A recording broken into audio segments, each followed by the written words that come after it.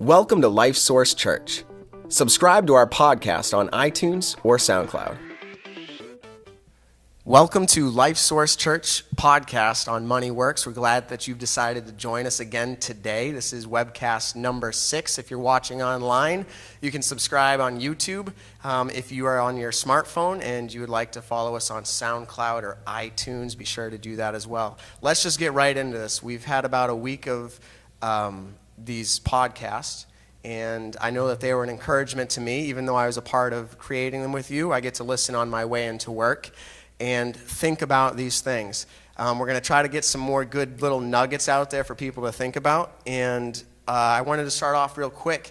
We're talking about Money Works, and if you were able to be at our services on Sunday yesterday, you probably had a lot of thoughts and feelings going through your mind. I know I did.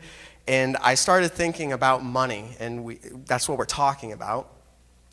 And a story came to my mind, and I'll share it real quick with you. Is one day my son, we wanted to go do something fun. I think it was mini golfing. He says, let's go mini golfing. And I probably answered him kind of shortly in the sense of like, we don't have money to do that. You know, that whether or not that was partial truth or not, it was an easy way to not have to explain, you know, why we weren't going to go mini golfing. So we don't have money for that. And his response to me was, Dad, just go to Walmart and get money. Right. He thought to himself, we can get anything from Walmart, including money. And so I started thinking to myself, and I've heard this before, and maybe we can touch on it. How come you think kids are able to give or not have that, you know, the thought of money? If you ask a child in a Sunday school or a children's church, hey, let's pass around the money plate, you almost have to tell them if they had $100 in their pocket, to don't give it all. Right. Hold back some of it. Right. And yet, as adults, I think it's reversed. It's like, give it all because of where God. So why do you think kids have it easier? Well, you remember up at Word of Life, Harry Ballback, Uncle Harry at the kids' camp. Every week on Sunday when they talk about it, he has to tell them, because they take up an offering for them, has to tell them, do not give all your money, because they will give the whole week's worth of money to do it. So there's something about a child. If Jesus talked about, remember at one point he says he brought a child and set the child in the midst and said that we need to become like a child with our faith, right? Just believing, not overanalyzing anything. I mean, obviously we have a lot of miles and we've had issues in life and struggle with it, but they just tend to believe like God said it, right? So I can trust him. It could also be that they don't understand the value of money yet. Well, that's for sure. And so that takes away. That's what I mean. We have a lot of miles on us. Right. And a lot of stuff, and we've had experiences. So that takes away. But that brings up kind of a point here. I mean, for us then, realistically, and I say realistically, how much can you give to that, right? But realistically, shouldn't we desire to give all of our money away to God? It doesn't have to look like tithing, I suppose, but isn't holding back any part of our money from God a selfish heart? Like, shouldn't we desire, like, we want to give it all? Yes, I agree 100%. And we're supposed to recognize, we talked about that the last 2 Sundays, that really it all comes from God, right? And we need to use it all for him. And I didn't say it this morning, but we're talking about the fact that most of our money goes other places besides giving, but there are instances in the Bible where someone was challenged to give it all.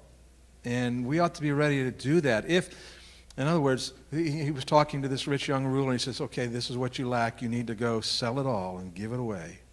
And, of course, he didn't because he loved his money.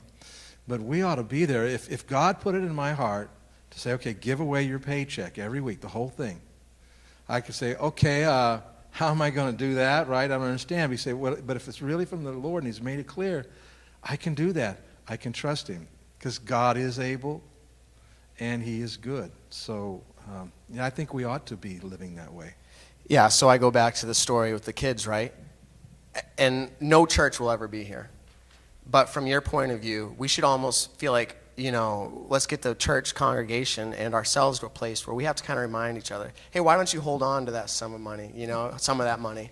And it brings a question, and I tend to think rather deeply, but you said this in your sermon, there's a connection between your heart and your money. And I fully believe that, and I think that hit home with probably a lot of people thinking about, you know, that idea.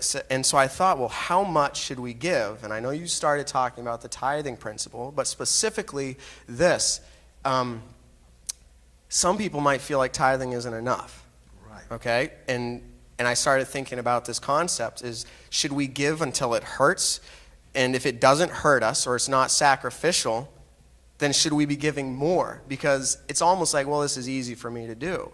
Right. Well, I don't think that we would want to say, biblically I'd have to think about this, that we should give until, it hurts.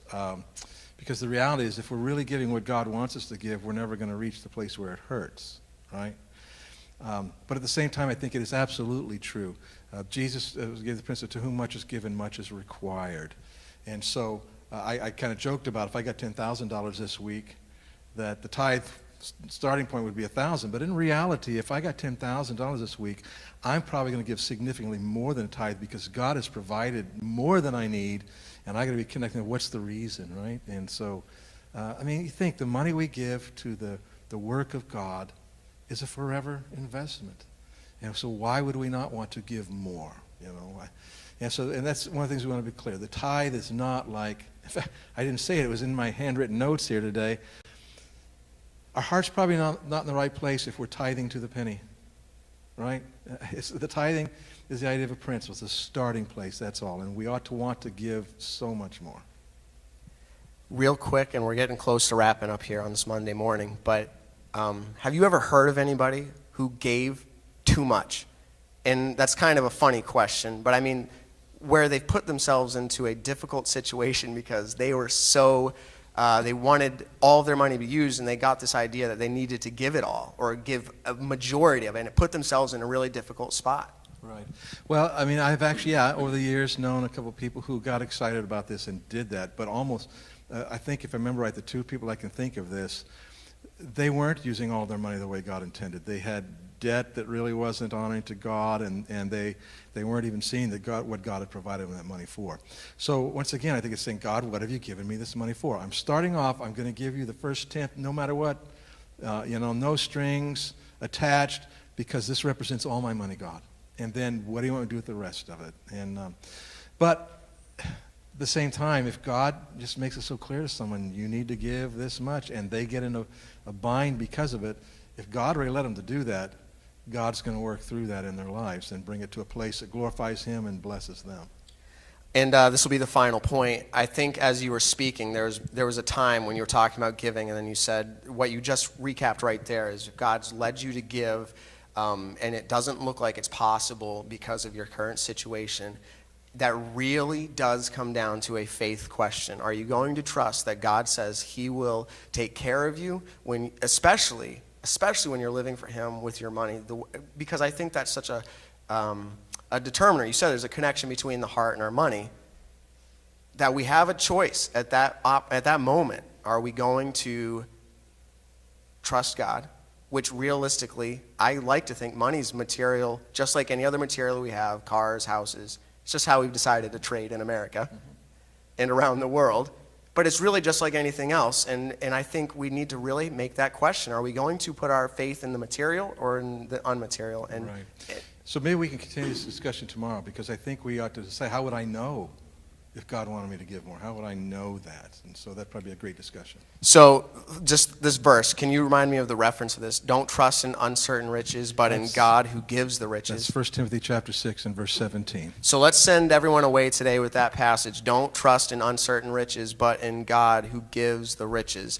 We'd like to thank you for coming again on this Monday morning. We hope that you have a great rest of the day. And check back in tomorrow on Tuesday when we finish up discussing this Money Works podcast.